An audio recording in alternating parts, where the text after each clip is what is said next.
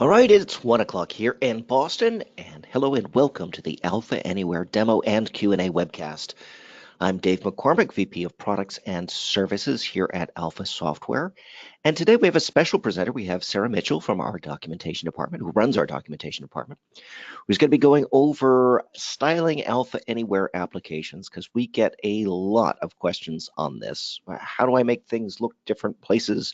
There are so many different tools. Today, Sarah is doing one of a series of webinars, which she's going to do more of over the year, showing you how to go in and make the tweaks and the changes that you need to make your application pixel perfect. So let's get started. Sarah, I'm going to take you off mute. Hello, Sarah, are you there? I am here. I'm gonna close down all my distractions real quick. All right. Namely email. Oh, I know. Let me go ahead and make it a presenter. And I'll let you know when I can see your screen. There it is, with a style tag. Fantastic. All right.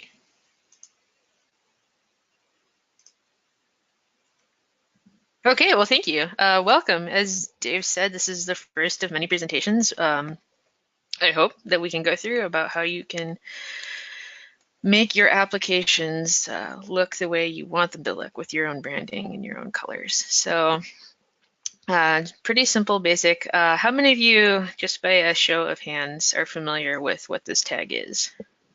Oh, we're doing the show of hands thing. Cool. Yep. Let's see. And I will rely on Dave to count. Well, I can't say that everyone's paying attention, but I would say a good solid half of the people right away have said, yeah, I'm very familiar with that HTML tag. Okay. All right. So we're in good shape. Let's set up to the right webinar. Good shape. Halfway there. All right. For those of you who are not familiar with what this tag is the style tag. In HTML, it is used to define a block of CSS. CSS is something we're going to talk about today. We'll get into that more. But I chose this as my title because I felt it was incredibly appropriate. So this is the first of many webinars on styling applications in Alpha Anywhere. One of the strengths of Alpha Anywhere is that you can do things in a variety of ways to get what you need, but it also means that you can easily fall into some pits or traps, which we're not going to discuss today, but we are going to talk about some best practices on how you can effectively start getting some themes and some styles into your applications.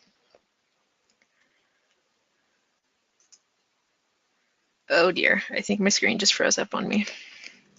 Oh, that's how it works in live webinars. Yeah. That's how it works. All right, so we're literally going to start at the beginning. Mostly because it's a great place to start. Since half of you didn't know what that tag was, this is going to be very beneficial for you. And for the rest of you, I hope that you will get something out of this, something you didn't know before, even if you might be familiar with some of this content already. So first and foremost, we're going to address what is an app. Many of you probably already know the answer to this, but some of you may not. We're going to talk about CSS. And then we're going to do something, because doing something is what you're all here to see. So at the core, an app, an Alpha Anywhere app, is a collection of HTML, CSS, and JavaScript. There's also server-side code in there, but we're not going to discuss that. On the client side is what we're really going to focus on, and that's the HTML, the content, the structure. That's what HTML defines. JavaScript is all of your interactions, the thing that happens when the user clicks on a button or hovers over an icon in some instances. Those can be vastly enhanced with JavaScript. And then finally, CSS is the look and feel. It's how the application is rendered. It's the colors, it's the fonts. CSS is a 3-letter acronym for Cascading Style Sheet. It's a set of rules that describe how the content should be presented. It is used in addition to HTML. It can be embedded in HTML, but it is its own separate language, with a lot of really cool features. Some of the basic ones: fonts, colors, size, positions, spacing, and then you get into more complex things like animations and media queries. Media queries define how to restyle your entire application if the screen size has shrunk or grown. And this is not an exhaustive list. Some of you may notice that border is not listed in that list of options. There are hundreds of CSS properties out there, and so I encourage all of you to become familiar with the ones that you care about the most. So to kind of help reinforce that notion of HTML as structure and CSS is the look and feel. This is a very basic web page. All it is the HTML markup with an icon, and you can see here it's pretty plain. It doesn't have a lot to it. It has the content, but it's not particularly pretty. With CSS, you can take a very basic web page that looks like this and turn it into this, with just a little bit of style information. And as you can see, the comparison is quite stark. You can really take your web pages a really long way with styles.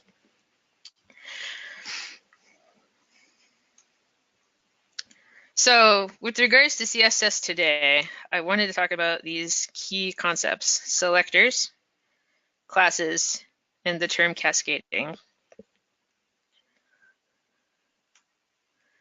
Selectors are a pattern that defines what elements are part of an element to style, what portion of your HTML that should have that style. And there are a number of selectors available to you. There are simple selectors, which include tag names. The P and the div are tag names. Dot class name, selecting based on element's class. The element ID, asterisk, which is a global selector. It applies to everything. And there's also an attribute selector, which lets you apply styles based on whether or not the attribute of an element is set to a specific value or has that attribute. You can combine selectors together using combinators. The ones here, A plus B is an adjacent. A and B have the same parent node, so P and div might be a child descendant of the body tag. That would make them adjacent to each other. Sibling is the tilde. A and B have the same parent, but they're not immediately adjacency. So the other thing I forgot to mention with adjacent is A follows B. So A is next to B. So it would be P is next to the div. When something is a sibling, it has the same parent, but there might be a bunch of other stuff between it. So all adjacent elements are siblings of each other, but not all siblings are adjacent. And then these other selectors we have here, the A is greater than B, that is A is a parent of B, so a direct child. A classic example of that is unordered list. The UL is the parent and the LI element is the child. And then the last one, A space B, means a descendant. So B is found within A somewhere, but it's not necessarily a direct child. So you can think of that as like grandchildren. Maybe you have an unordered list of elements, and within one of those list elements, you have some bold text. Bold would be a descendant of the UL tag, but it's not a child. And then these last two ones, which are really, really cool, but I'm not going to get into too much detail, but you should know about them, are pseudo classes. Pseudo classes are properties of an element. So classic ones are anchor tags, the URL links that you see in a web page. They have pseudo classes link, hover, active, and visited.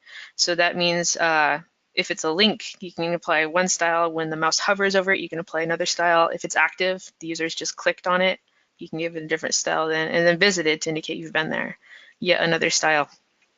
Nth child is something really, really cool. You can apply it to a parent node and say the nth, like every third node, will have the following style. It's one way you can get alternating row colors in tables. And then last of type is another really cool one. There are a whole slew of pseudo classes. I'm going to give you guys a resource at the end where you can go to learn more about those. And then in addition to pseudo classes, there are also pseudo elements. These two before and after, it's the content space before the element and the content space after the element. You can actually insert stuff in there. You can put icons in there. You can give buttons. We've used pseudo elements in our documentation to add in version tags on some of our pages, which is It's just a lot of fun to use. I really enjoy working with them, but they can be a bit tricky. So those are selectors, and I know this is a massive brain dump on you guys, but you should be aware of them. We're only going to focus on one selector today, but this is the wide range of the options you have to define what a style applies to.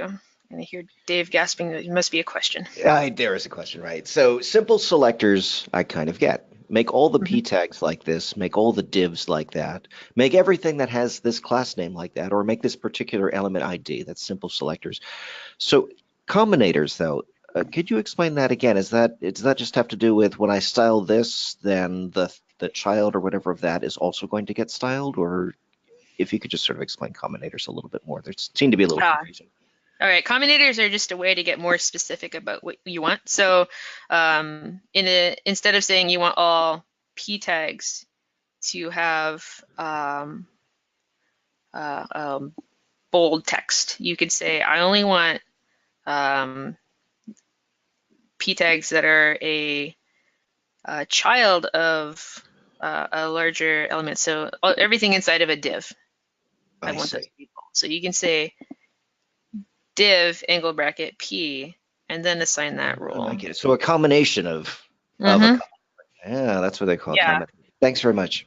Yes, and one key thing to note, the A space B descendant stuff that can um, create problems in certain situations where inserting a space might make your rules get a little funky. So I've run into that, but we're not going to do anything so complex as to require discussing that in extreme detail.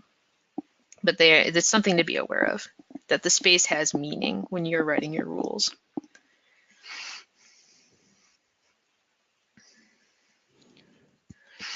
So I'd mentioned that we're only going to talk about one selector today, and that selector is the class selector. It's that dot followed by the class name, dot blue, dot fancy. The class encapsulates a set of rules you can assign to an element. Classes are assigned using the class attribute to elements, and an element can be assigned more than one class. You can have as many as you want. You can even give it classes that don't exist. The HTML parser will just ignore that. If it sees something, it doesn't know what it is. So on the right here is just a short little example. I've got 3 little classes in there, blue, bold, and fancy. And then down there in the body tag at the bottom, you can see that first line, this text is blue because it has the blue class. The second line will be bold and blue because it is given both the blue and bold class. And the last one will be fancy with that large block of font and position and location. So that's what those class definitions look like. They're always preceded by a dot. When you assign them, obviously you don't include the dot. And they can contain one or more rules, and you can use them. You can put multiple classes to a single element. So just to be clear about the dot, not the dot. Like in this case, because it's in the style section, I'm Yes. going to start it with dot blue. But down here at the bottom where it says div class equals blue, you don't need that period anymore because that's not Correct. okay. Right. Because the period is just to say, in this case, I'm looking for a class name as opposed to Yep. some other kind of selector. Gotcha. Yep. So class name would be that class property, and the name is its value. And multiple names are assigned with a space between each. Right, like I see you've done here, blue space bold. This text is bold and blue. Gotcha. Cool. Yep. Right. Another concept I want to touch on briefly before we get into doing things is the term cascading and what is a cascading style. So with style sheets, you can define the same selector. You can use the same selector over and over again and assign all sorts of rules into it. Here on the right, I've got style, and it's got H1's color blue, and then the body with the color red, and the background of this gray color, and then H1 again with the color orange. And then down on my body, I have a single heading 1 tag with the word welcome in it. When deciding how to assign rules, the most specific rule, the rule with the highest specificity, is going to be used. But in the case where multiple rules have the same level of specificity, the last one that the parser loads is going to be used, the last one it sees. So this is the order here. You can think of it kind of like the primary order of operations when you're doing a math equation. So an ID selector, hashtag element ID, that's going to be the most specific thing. Followed by that are your class selectors, which we're going to talk about today, your attribute selectors, and your pseudo classes. And then finally, the least specific, and they're very broad, are type selectors, your H1, your body, and your pseudo elements. Those are the before and the after tags. Those are going to be the least specific. So they're going to be treated last they're not going to be used at all if there's something more specific that can be used. So here's an example. I was going to ask, like, who knows what color the welcome text will be when this is rendered based on what we just talked about? Oh, it's one of these. Ask the audience. All right. What color is that? What color will it be? What's the H1 text going to be? Will it be blue, red, or orange?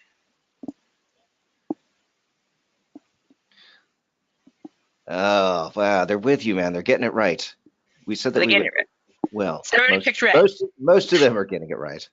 Why don't you reveal the answer to the... All right. So this is what color the text is going to be. It's going to be orange. It's orange. Okay. So I've got another example here. I've introduced an ID. I have a given... Wait, can we go back and take a look at why? Yes. Oh, we'll go... Oh, good point. Because not everyone got it right. Not everyone got it. So the reason this orange is because the last rule, H1 color orange, that's loaded last. It overwrites the blue, it overwrites the red. And in the case of a body versus an H1 definition, H1 is more specific than body. Body is rather general. So the parser would use blue if I didn't have this color orange definition down here at the bottom. But because I do have it, it overwrites everything above. Yeah, it doesn't seem to balk at the fact that you've defined H1 twice in the same style thing. It just uses the last one. Gotcha. Nope. In fact, you could define H1 as you could define it 100 times. But that's good to know. I know that is going to be used is going to be orange here because that was loaded last. It's at the bottom of that list of text. Gotcha. You read a file from top to bottom. Bottom wins. The person who got it the most wrong said it was orange is purple. I think they were kidding though. Purple. They must be colorblind. Maybe. So the text is going to be orange. Next example, in this case, we've introduced an ID. So down here in the body, H1 ID equals welcome. The ID must be unique or should be unique. You can get away without using unique IDs, but it's highly recommended they are unique. So that's sort of giving this welcome heading tag. It's sort of saying this is its name. Its name is welcome. And up here in the top, we've done hashtag welcome. So selector ID welcome, and the color is blue. We have the body again with the color red and the background gray, and the H1 color orange at the bottom. And just for fun, I've added a second H1 here. It's called another heading right below welcome. And I'm not going to ask, I'm just going to show you what happens. So with the introduction of that ID, welcome will now be blue, even though there was an H1 definition at the bottom of the file. And that's because the selector ID is more specific than the general H1 definition. So good news for you guys. You don't have to start from the bottom of a web page that is completely unstyled and just has a bunch of structure in it. We ship a bunch of pre-built themes for web and mobile applications. They are designed for our product. They have styles in them that work with our controls, our lists, or some of our more complicated things, like our expanding menu controls. And those themes we have a number out of the box. We have some that are inherited, which means they extend and expand upon an existing system style. And all of them are extensible with CSS and Sass. We're not going to talk about Sass because I feel that the CSS parts that we just talked about just now are plenty complex enough for you guys to mull over until next time. But Sass is a really, really cool extension of CSS that adds even more complex features into a very robust system. Sorry, I'm getting a little clicking on your microphone. I don't know if it's what's going. It All right, it stopped. might be my animatedness. Very well then. Carry on. My cats have also just entered the room, so That's how that works. All right. yeah. Hopefully they won't chew up my microphone cable today. So we've done a lot of talk, but we haven't done anything yet. And I think that just showing you guys how this stuff works in Alpha Anywhere, where to start with an existing theme, and how to apply a class to a control is going to be highly beneficial today. So that's what we're going to do. We're going to create a component. We're going to set the web theme. We're going to use a Sass theme, not a CSS theme. We're going to create a class. We're going to assign it to a control. And we're going to do this bonus content where we override a class name in the base style. And if there's time, we might talk about style tweaks. So let's get to it. There we go. So I'm going to go back here. I'm going to get out of this. I'm not going to save anything. It's just going to be really exciting. So I'm going to start with a new empty workspace.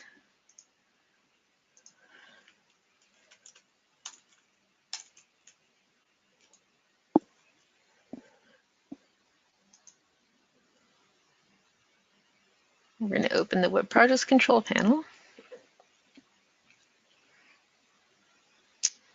Well, that's interesting. We're going to open the Web Projects Control panel. And we're going to create a new UX component. I'm going to start with a blank component. I'm going to leave pulse effect off. We can talk about that later. And then what I want to do here is I want to quickly add a bunch of controls. And I want to do that based off of a database. So this app that we're going to create is not mobile friendly. I'm just going to put that out there now because of its dependency on a connection string to populate the data every time you do something. But one of the really cool features in Alpha that we have is you can populate controls from a list in a table. So that option, which is only available if you've had create new multiple controls at once selected. Let's you say I'm going to use an alpha DAO connection string. The connection string I'm going to use is this demo connection string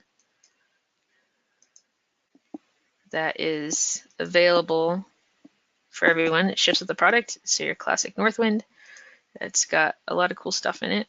The table we're going to use the customers table.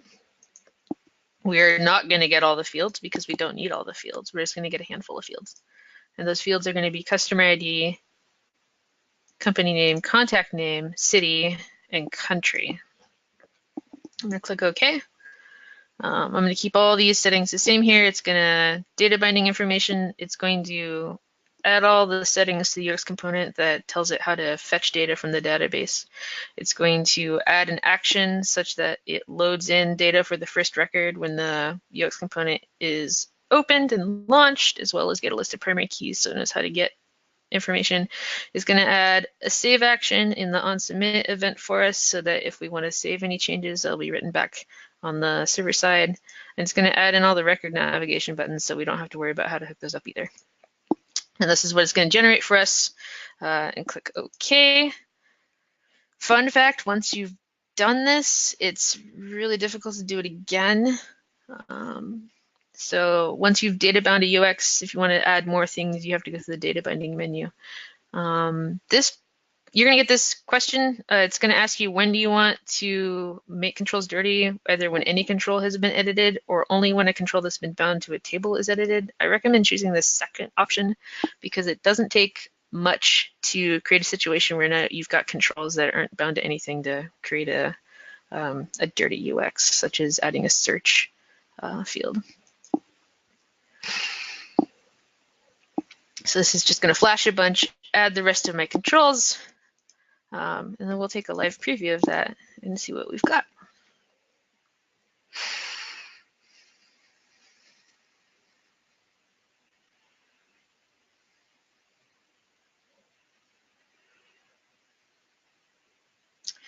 This is what we've got. We have our record information up here. We have a submit reset button. We have a new, a delete, and we have navigation buttons that allow us to navigate through the records in our database. So I'm going to tweak this a little bit more so it's a little easier to read. I'm going to put this in some panels and some containers. First, I'm going to add a panel card around the entire thing. I've selected all the controls. Select panel card from the panel toolbox and click OK. I'm going to take my first, previous, next, and last. I'm going to wrap it in a container, which are found in the container controls. When this insert container opens, I'm going to select panel header. I'll click OK. The other thing I'm going to do is take these submit, reset, new record, and delete, and I'm going to put them in a regular container. So they stay where they're at, and remove the new lines from the reset and delete records. So you can select multiple controls by holding down the control key and then clicking on them. And then I'm going to click the toggle break tool in the toolbar up here to remove those breaks.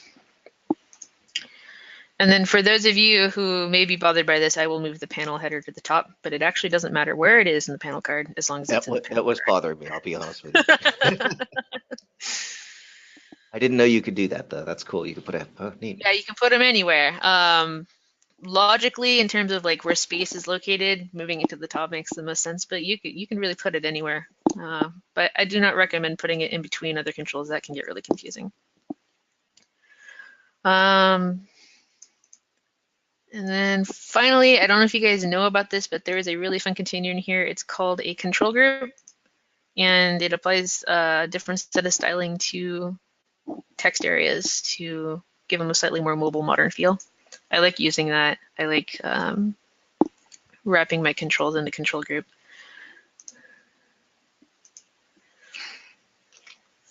So we'll just go back here and look at that now. So there we go. There's our navigation in the top. There's our submit, new record, delete in the bottom. If I click new record, it shows me customer ID, company name, contact name, city, and country. You'll notice these now have an underline on them instead of a box around them. I believe that's how they looked originally. So go back here. What I want to do is I want to take that new record button and I want to make it like pop out. I want it to really stand out to the user, so it's not just the same as delete. So we're going to do that by defining some classes and assigning them to the new record button's properties. So we'll go back to design here and we'll take a look at the new record button, and we're going to look at this button appearance box. I'm going to collapse this real quick so that just really simplifies what you guys are looking at here. So button appearance has a number of class options. It has the button class, the button as it's in its raw form, enabled and no interaction going on whatsoever. Button class hover, when the mouse hovers over the button, not as useful in a mobile touch environment. But that is one of the classes you can assign. Pressed, you can give it a different look when it has been depressed, indicating that it has been clicked, kind of adding like a 3D effect that it's gone into the screen or something. And then a class for when it's disabled. We have some other class options down here. Oh, sorry, those are image names. We have a button text class, and that is a separate class you can assign to the button text, as well as an image class. We're not going to go over that. We're just going to look at these four right here. So I happen to know by default out of the box when you have assigned a CSS or a Sass theme to your control, or to your component. I can't speak today. Sass theme, that's this alpha theme is a Sass theme. I happen to know that we use button, button hover, button pressed, button disabled for the default class names. You might not know that. There are ways you can get at that information, and I will show you how to do that. We'll show you right now, actually. In those Sass themes, we'll go in here and we'll make a new one. If you go into the web style builder here from the web projects control panel, and go to the More drop down and you select Open Web Style Builder, you can copy one of the system styles, which will allow you access to see how these objects are configured. So I'm going to select the system style alpha. I'm going to click OK. I'm going to create a new local copy. I'm going to call it copy to copy it. And then we'll go take a look at that button, the default button class. Now, just a moment ago, you had a choice between local and global. Mm-hmm. And so is local just for the default the project that you're working on, and global goes into other ones in that workspace, or? Yes, so local is local to the project, and global Okay. is global to, I believe, Alpha Anywhere. So you can create a theme or copy a theme into the local space, and that'll be available to all of your projects across all the places. Oh, okay, cool. Yeah. So when the web theme builder opens up, you may find yourself on the code tab. You might find yourself on the adjust tab. This is not a clean install of Alpha Anywhere, so I'm not 100% sure where you will end up. But this is the theme in the web theme builder. You can see a preview here. It's got all this stuff in it, everything that's been defined, including all the buttons that we have. You may notice when you're scrolling through here that everything has a dot base assigned to it. That is the sub theme. Everything has a sub theme except for general. So grid.base, ux.base, they all have a base sub theme. That's the bare minimum. So if you go to the code tab, you can actually drill into those sub themes. So we're going to look at button. So here, I've gone over here to the right, I've gone to select part, I scroll down the list, I find button, I select it. It's going to show me button.base. This is the default style for buttons out of the box when you haven't done anything to them. And over here on the right, you'll see they have class name. The default class name is button. They have a hover class name, button hover. The class for when it's been pressed and a class for when it's disabled. And over here on the left, this is a preview for all of those states. So do I have any questions about this? Because this is important information. Just one quick question about why you were using, just someone was wondering why you'd use live preview instead of working preview, and does it make a difference in what you're doing right now? It does make a difference with respect to how, so live and working preview, there are some similarities, there's a lot of differences.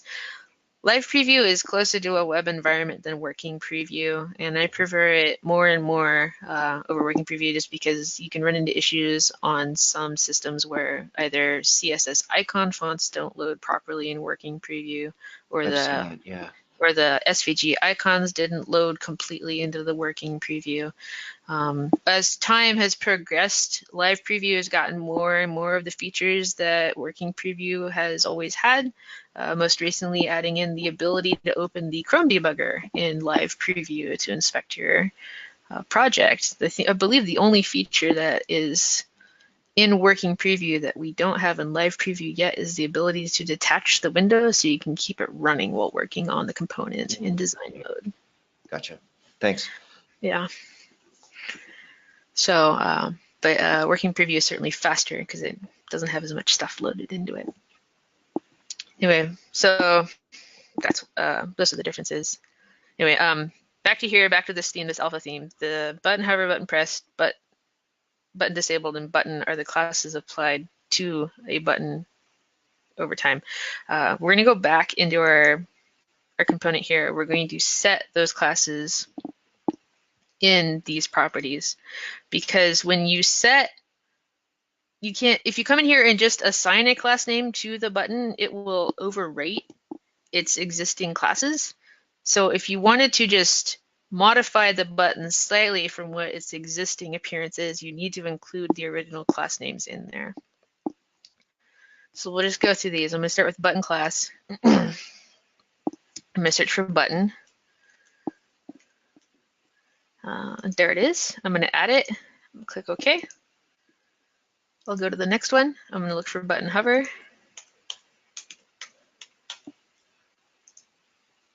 Add it. Click OK. Don't forget to click the add button. That can, it's easy to do. Do go over that again, because that's actually a good point. Right. Yeah, so button pressed. Yep. Add it. Click OK. Yep. And then button disabled. Open here, button disabled. Okay.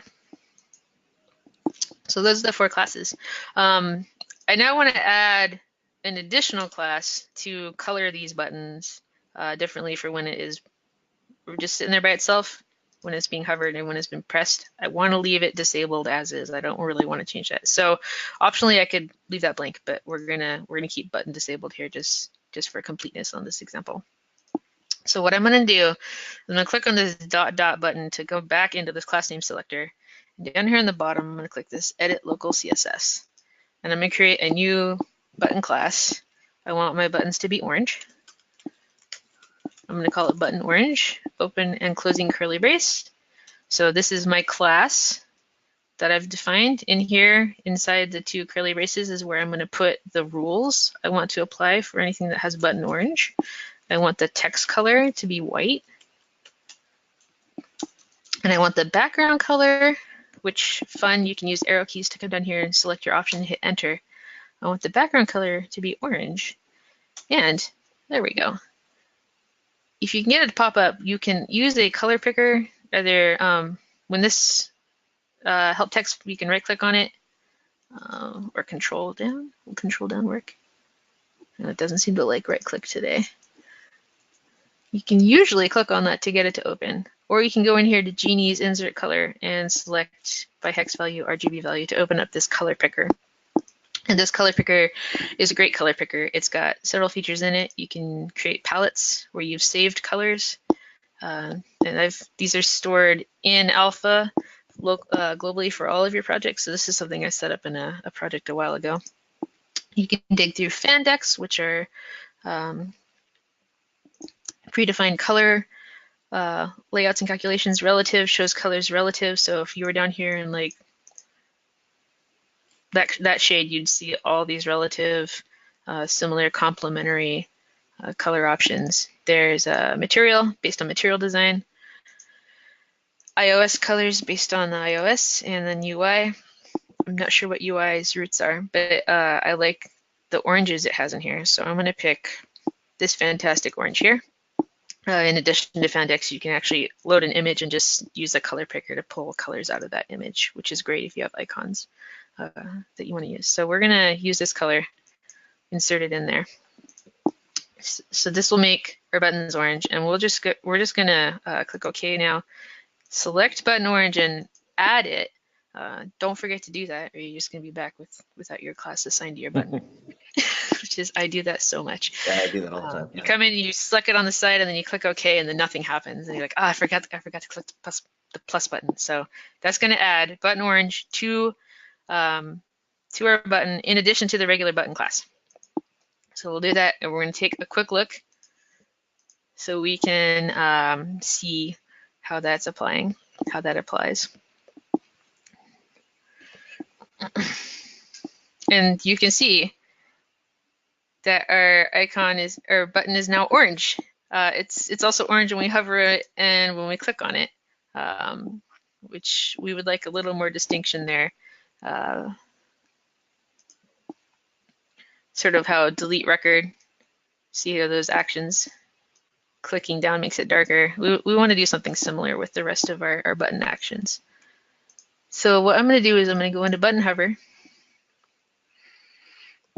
edit local CSS, come down here to the end, add a new rule. I'm going to call it button hover orange.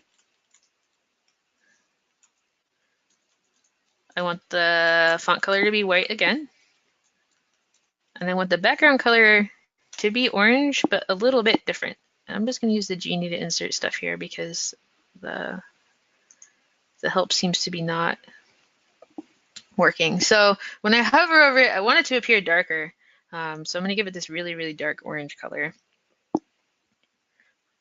to really offset it from that more medium orange that we had earlier. I'll click OK. And while I'm here, to save myself some time, I know that when I press on it, I want to make the background color a lighter shade of orange. So I'm going to add my button pressed orange class now. Same again, color white. All right, I have a question for you. Do you And actually color have to light say orange. color white, or is that picked up by button orange? Or are you not using button orange in it? I am, for completeness, I'm Oh, I making see. sure to specify I see. color Each white. one's separate. I got you. Okay. Yeah, each one is separate. Oops, well, that's not the color picker I wanted. I wanted the hex value one. There we go. And then light orange color here. Okay. I don't have to do the white color for the hover and press states, and that's only because I know that the button hover and button pressed default states will set the font color to white. But if that were to change at some point in the future for whatever reason, I want to make sure that this color is always going to be white when that happens. So I'm including it Gotcha. here. Yeah. Okay. So click OK. We're in button hover right now, so we'll go back to the top. Really nice thing, all your class names that you've added are going to be at the top here. I'm going to select button hover orange. I'm going to add it. Click OK. And I'm going to go down to pressed. I'm going to select button pressed orange and add that, and then click OK. So I've created 3 classes. I've signed it to my new record. This will make the new record button orange. It will be a dark orange when the mouse is hovered over it, and it'll be a light orange when the mouse button is depressed or the user taps on it.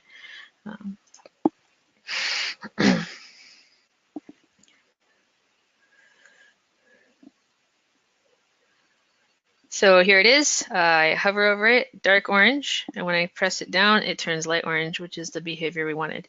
So there's still one more problem with this button, and I'm going to ask you guys if you can tell what that problem is. Oh, I think someone already pointed that out a moment ago, but I'll give everyone a chance to answer. What's up with that orange button? That's probably not what you want. Yeah, there's one more little issue with it that we need to address. All right. Yep. Or 100% of the 2 people who've answered. Oh, 100% of the 3 people who answered. 4 people who've answered. Everyone has gotten it right. The icon color. It is the At least I think we icon got it right. color. Why is so It's it's still white aqua when we or hover and whatever. it's white when we Yeah. press, which is what we want, but it's blue when it's still there. So Yeah. clearly something in our settings over here, it's not catching that. And there's an image class, but I want to show you something cool that you can do with the CSS class selectors to address this using the default style and the button orange class that we've already created. So we're going to go back into live preview and we're going to open the Chrome debugger. So if you come into live preview and you do not see live preview is currently using Chrome, if you see live preview is currently using IE or Internet Explorer, click on the text to open this live preview host window and select switch to Chrome. That will throw you back out into design mode. Next time you come back into live preview, you'll be in the Chrome browser. And you can then open the Chrome debugger and use this to inspect your app here to figure out what it is, what that specific thing is that you want to change. So I'm going to click on this select an element in the page to inspect it tool. And I'm going to hover over that icon and I'm going to click.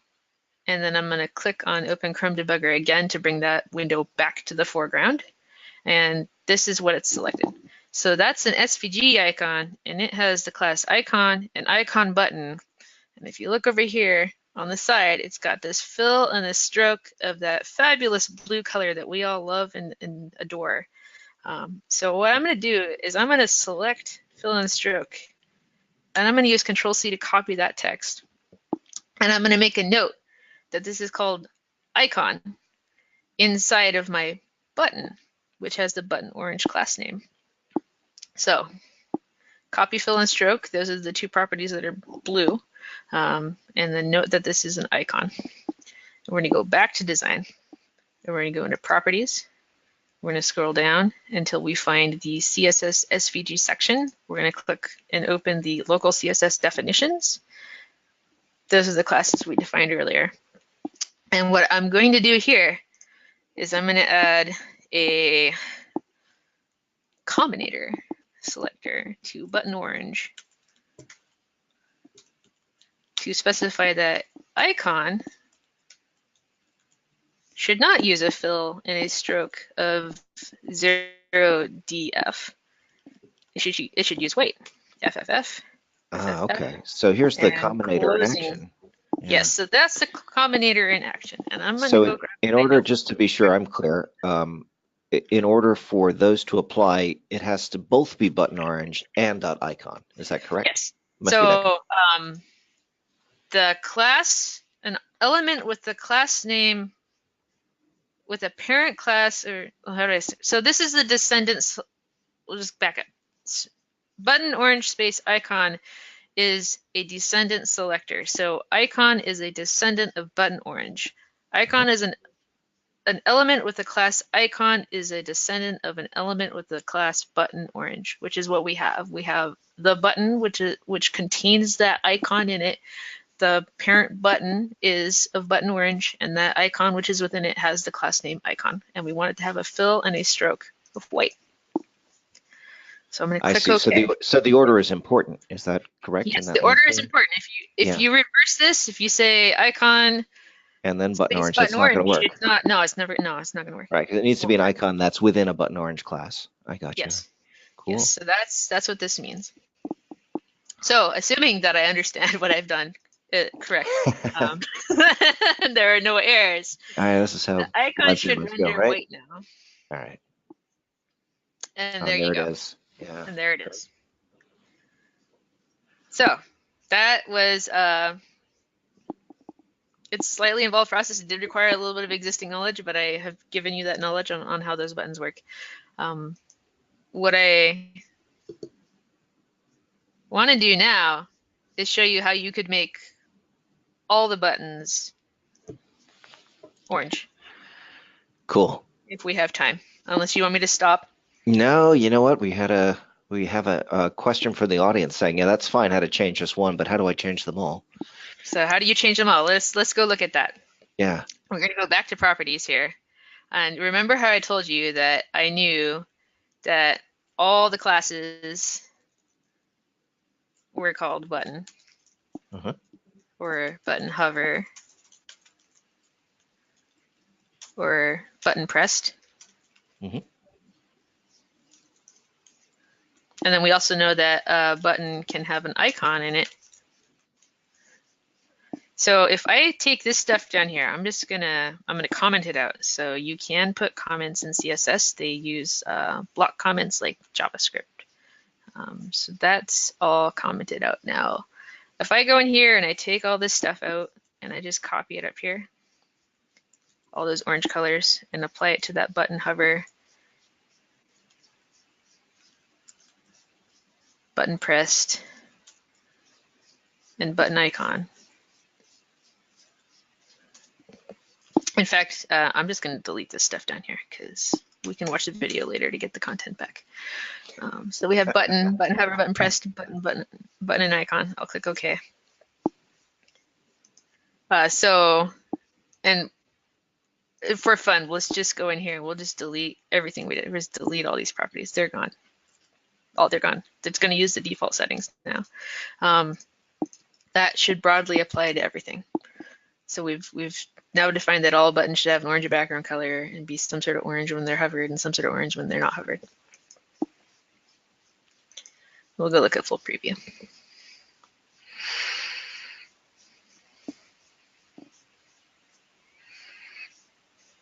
There you go. Great. Wow, awesome. And I made one little mistake. And that was I didn't define a button disabled. So every button has the button class assigned to it, and then these other properties, hover and pressed, are added to it. So for that button disabled to remain gray, I could just do like, color light gray. Will that work?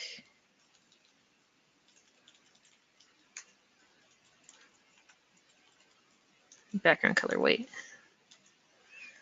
I hope that works. Actually, let's just insert a Let's gray choose one, here. yeah. Let's just choose a gray to be safe. We'll choose that gray. And we'll clean up our poorly formatted here. We'll clean up that light. So there's our gray color for button disabled. Click OK and go back. And it's possible that we also need to do that with the icon because we gave it that white stroke in general for anything that was a button. But there you go. So now those are just white instead of colored, and that should enable it.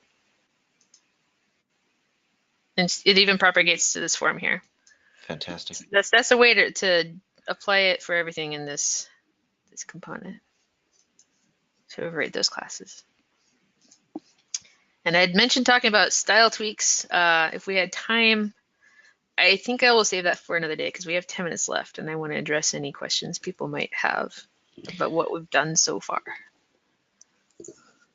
Let's see what else. Not so far, actually. We've been taking them as we go, so you might have a chance to peek into that.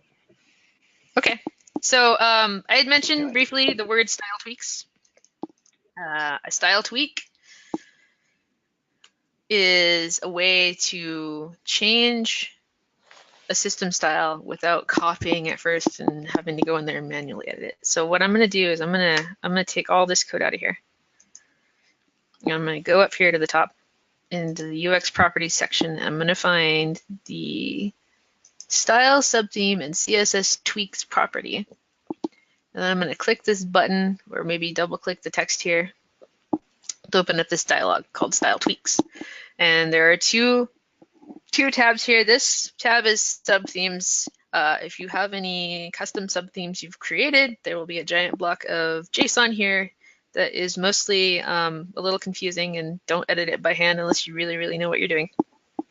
But there's also a CSS tab, and here is where you can paste tweaks to the base theme, the system style, or a style you've created yourself. You can tweak styles you've made yourself doing this, and this will be applied to every component in your entire project that uses that theme. So before, where I had the CSS in the UX CSS properties, that code is only going to be loaded into the web page when the UX component is loaded. And you can, when that happens, the button hover, and button pressed will override all the button hover, and button pressed in the entire page. So if there are other components on the same page, you may see that propagate. But here, this will overwrite everything. It'll overwrite the grids. It'll overwrite the styles in the tabbed UI. This applies broadly to the entire despite project. the fact that you're getting to it from within a particular UX control, Yes. it's going to apply to all UX controls and yes, yeah, and else. there are several settings in here that apply to everything in the project. This is one of them. Click OK to save that. But another property is Edit in Style Builder, which at this point, now that I have defined a style tweak, if I click this button, it will open the Web Theme Builder, and it will only show me my tweaks. So there they are. That's my style tweaks for this project. If I go to the Adjust tab, I can see everywhere that they have been applied in the entire theme. So we come down here, you see there they are in window base. Go down here further. There they are in button base, button confirm, button left, button right, button secondary. So you can see how that's what all is affected here when I've done that. Very cool. So that's all right. Now here's a good question. So you've overwritten the buttons, right? And maybe you've even put it into style tweaks, and it's in all your different UXs and grids. But the question is, how come those top nav buttons are still black and white? Are they top perhaps a nav different buttons class? are still black and white because they are inside. I'm going to save this here. I'm going to call it demo 1. Okay. Not demo 1. Save. Demo 1. So, oh, hey, pre-render. It's going to ask me another question too. This component only. I do not want to refresh the data binding code. Back to controls. These guys are in a panel header. And the content in the panel header is styled differently because our panel headers have a black background, and that doesn't necessarily lead itself to readability in some cases, or like large buttons in the panel header may not work as well. So there's a really cool way you can see how your changes affect that particular situation. And that is by applying a wrapper to the preview. And unfortunately, wrapper is not accessible here. But I know that panel headers use the panel header class. So on the code tab, you over here to the right, you click on wrapper class. You can type in panel header. Click OK. And what this will do is now wrap the preview in the panel header class. So now everything's going to have that black layout. So you can see how things would render if they were inside of a panel header. And so if we scroll down to those buttons that we had, there's our menu bar. There's the list. That's how text boxes would appear. So this is how buttons would appear in that panel header.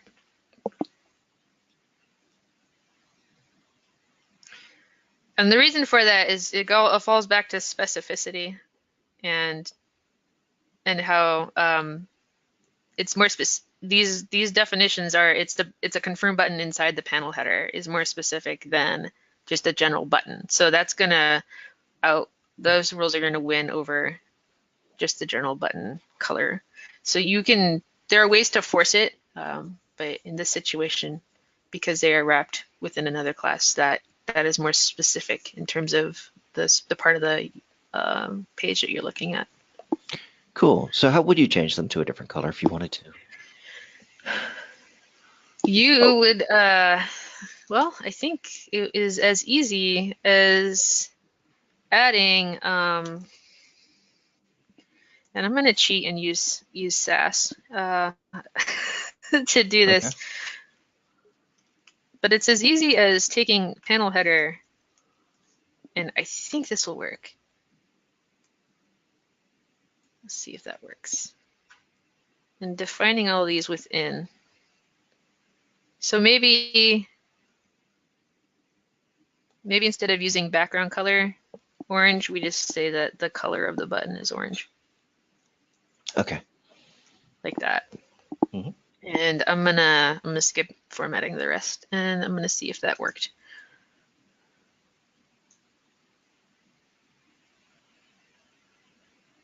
And it does. So it does. Okay. Yeah, button will be orange now. The hover and press aren't changed because I haven't changed those properties. So, and then the disabled is that big white color. Awesome. Mm-hmm. Sarah, that is fantastic. And it looks like you answered the questions. We didn't get to 100% of the questions. And someone says that we should build a Westworld CSS theme in Alpha 5. In Alpha Anywhere. I'm on board with that. I think that'd be kind of cool. I am too. Yeah. So we had two questions that we didn't have a chance to get to. But so if you could just send those questions over to guides, GUIDES at alphasoftware.com, we'll be happy to give you answers and also explain the answers to everyone else next Wednesday. So Sarah, thanks very much for presenting today. Before we go, I just wanted to leave you guys with a few resources. Yeah. Please email your questions to guides at alphasoftware.com. Not only questions you had about today, but questions about things you might want to do at the next webinar, which content by and large has been chosen, but the demo has not. So you could possibly influence how we demonstrate those features by sending us your questions. And then also documentation.alphasoftware.com for your general Alpha Anywhere documentation needs. And then these final two are resources I use all the time when I'm working with CSS. The first one is just the Mozilla Firefox developer portal and their documentation on CSS. It is excellent. I highly recommend that you take a look if you really want to start digging into the weeds on what is available to you and how you use it and how to style things. And then also this last one is a Smashing Magazine article. It is a guide to pseudo classes and pseudo elements, which I still struggle with, but this just lays it all out there and describes what everything is in detail. And I find it to be very, very useful when going and trying to figure out how to use like nth child of or last element Or those before and afters look tricky too. Yeah, before and afters are very tricky. 99% of the time still, I just go and find somebody's before and after that I like and I Can you copy go it. ahead and just paste those into the chat window? We'll just leave it open for a few minutes at the end of the webinar. We'll do that. Great.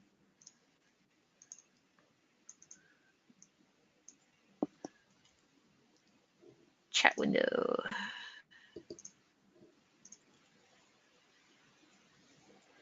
And there's the first one. And we're just going to go in reverse.